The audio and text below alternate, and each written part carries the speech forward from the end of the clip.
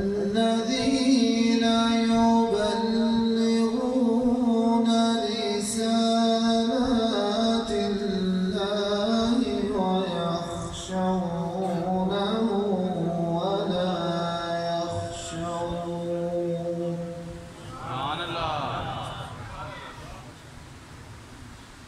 ولا يخشون أحدا إلا الله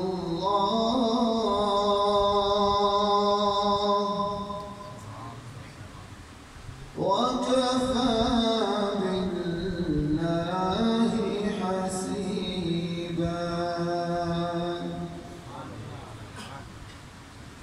ما كان محمد أبا أحد من رجالكم ولكن رسول الله وخاتم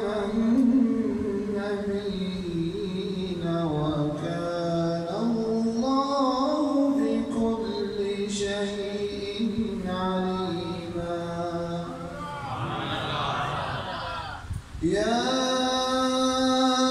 أيها الذين آمنوا